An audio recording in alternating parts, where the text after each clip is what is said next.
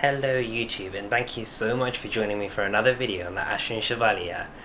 We're on the penultimate chapter of Trials of Cold Steel and tensions are building faster than ever. If you haven't watched the previous videos, be sure to hit up the playlist in the card or the description of this video.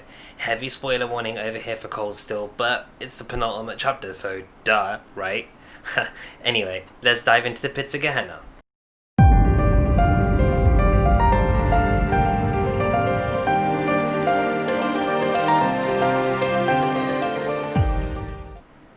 Half a month after the incident at Guerrilla Fortress, there was a sense of unease lingering over the Empire.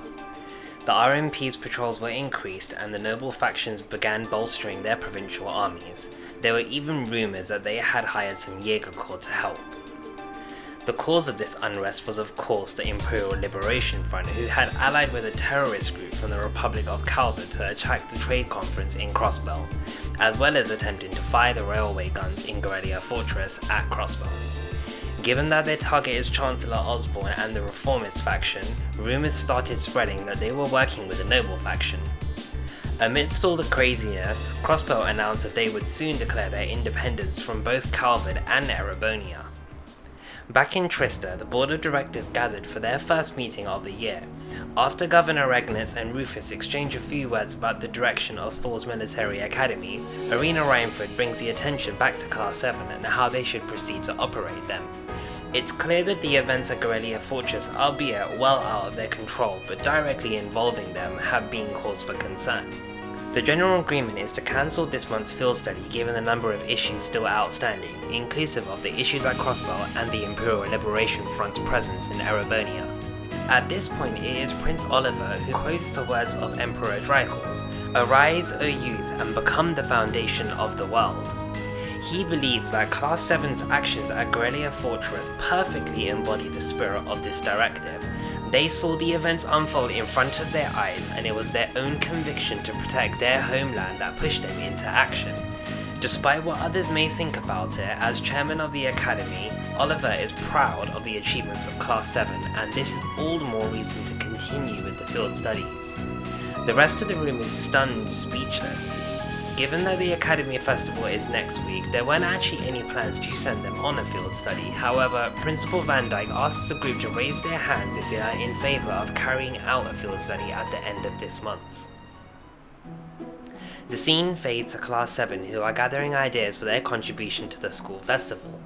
Turns out that Class 7 are already out to get them, and that's all the more reason for Class 7 to really pull out the stops and impress everyone, even with their small numbers. Sara soon walks in to let them know that the field studies will continue, and since she's feeling extra generous, she allows them to go and say goodbye to everyone before they depart. Most noticeably, Elise speaks with her mother and is advised to use her time more creatively in order to go beyond what is simply asked of her. I think this is a pretty important statement as well. Generally speaking, many people think that by simply working hard at what is in front of them, they will achieve everything that they wish to. However, it's not that simple. Rather, you must continue to push forward for your hopes and dreams. Keep moving forward relentlessly without looking back, you know? Yeah, and there is no time like the present, but if you let your present stagnate, your future will inevitably be rather dull in comparison to what you may have hoped for. Anyway, lecture over. Oliver thanks them for everything that they did at Guerrilla and further solidifies his mind that creating Class 7 was a good idea. He speaks with pretty much everyone in Class 7, and when it comes to Milliam, he was hoping to see what Aragathan was capable of in person, and of course, Milliam goes straight to summoning her, until the rest of the class contain her. At this point, a soldier appears and scolds Oliver for saying whatever pops into his head, and he has the exact same reaction as Milliam. Lame. The soldier turns out to be Mueller Vandar. Though this is his first introduction in Cold Steel, it definitely isn't his first in the series overall. The next day, Rean took care of some of his usual tasks and spent some time with his classmates. Most noticeably, Emma showed Rean a magic trick where she lit some candles without touching them or her arcus. Rean didn't have much to say about it outside of thanking her for her demonstration and clarifying that he has no idea how she did it. It's clear that Emma's background is interesting to say the least, but there will be more on that one as time goes on. Class 7 ventures through the 6th floor of the old schoolhouse, and sure enough there is a massive beast at the end of this floor too. Upon defeat, however, nothing happens. Again.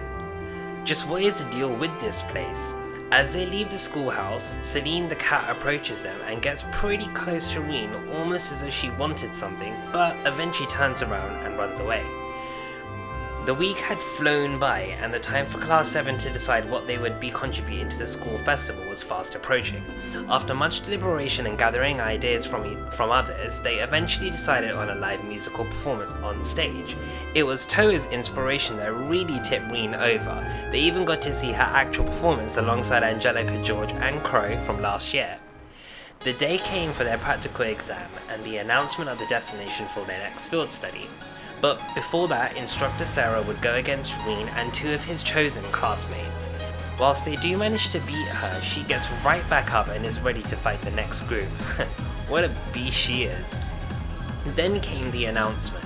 This time it's gonna be Group A as Rean, Elisa, Fee, Machias, Elliot and Crow going to Roar, the industrial metropolis and Elisa's hometown.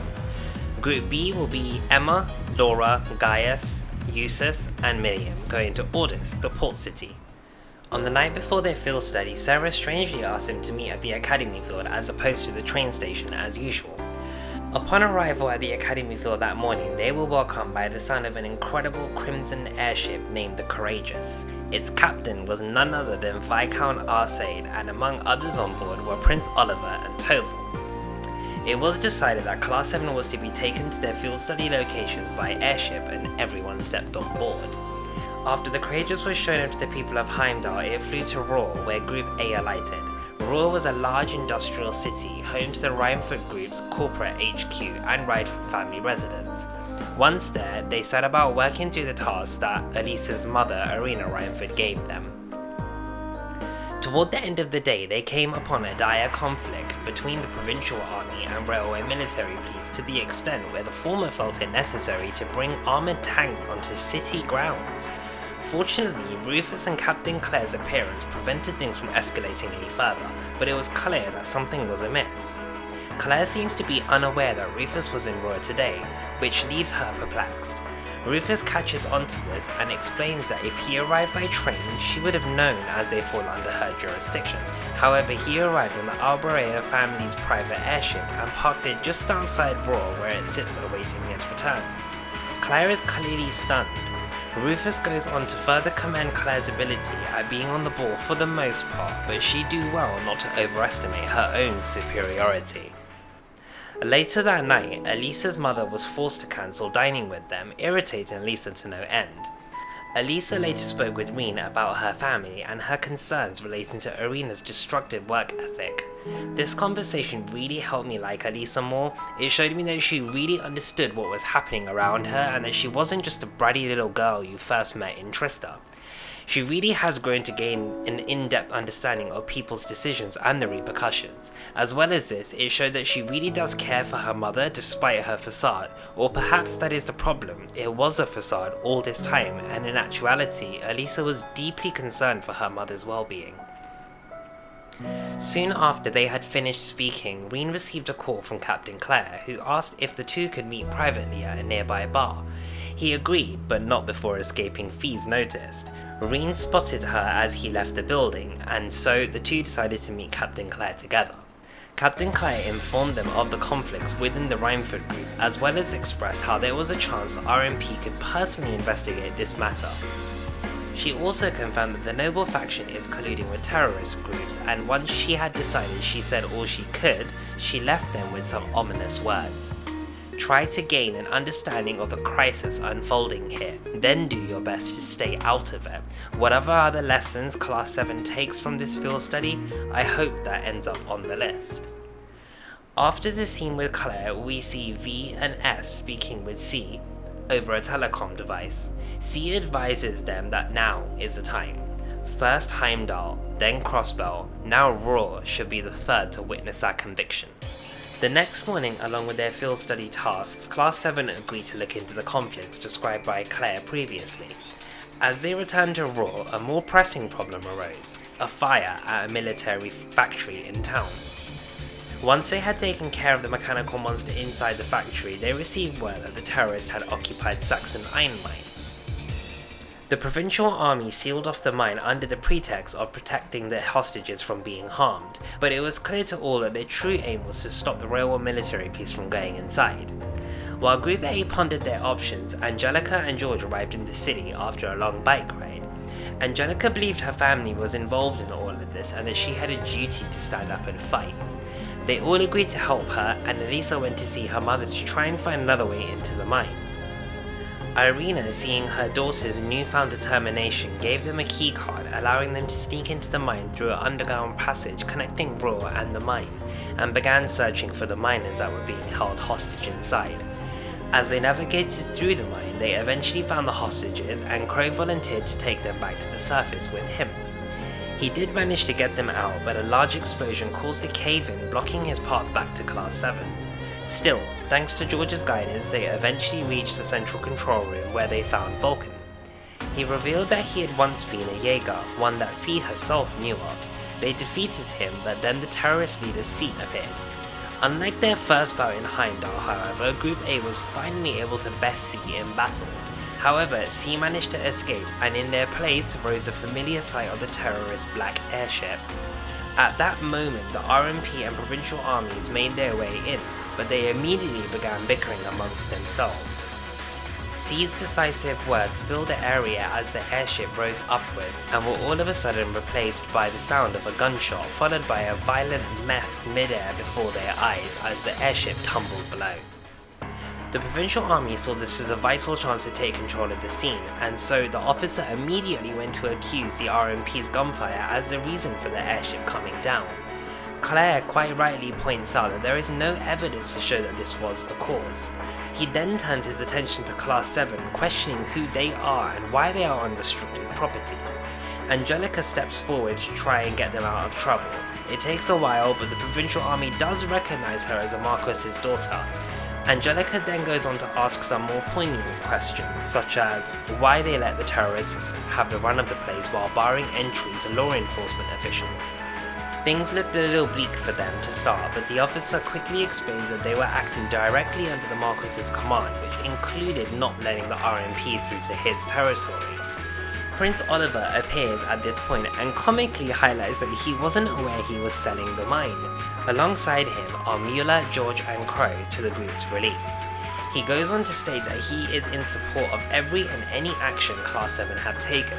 Following this, he takes command given that he is a member of the Arna family who owns the mine itself, and immediately demands that the provincial army leaves, leaving the RMP to assist with his investigation.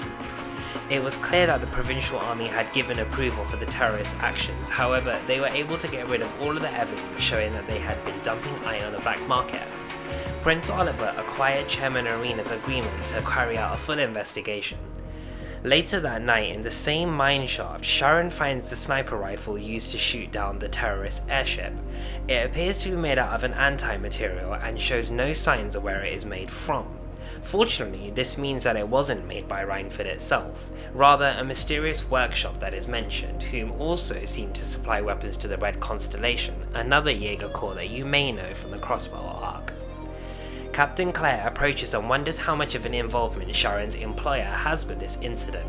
She chuckles and asks Claire which of her employers she is referring to.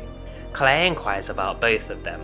Their conversation is rudely interrupted by the appearance of two massive archaisms, but they are dispatched insanely quickly without any problems given the prowess of both Sharon the Severing Chains and Claire the Icy Maiden.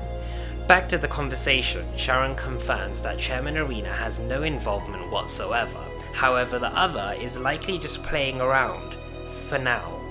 And so chapter 6 comes to a close. Dang, who is this other employer of Sharon's, and what does she mean that she is just playing around for now? Looks like the Imperial Liberation Front has finally been stopped, and now it's time to move on to trying to quell the conflict between the Noble and Reformist factions. Never an easy day with Class 7, huh? The next video will cover the intermission and the final chapter before we move on to Trials of Cold Steel 2. 126 days before Trials of Cold Steel 4 reaches English territories, I am so hype. Hopefully I can get all these summaries out before that.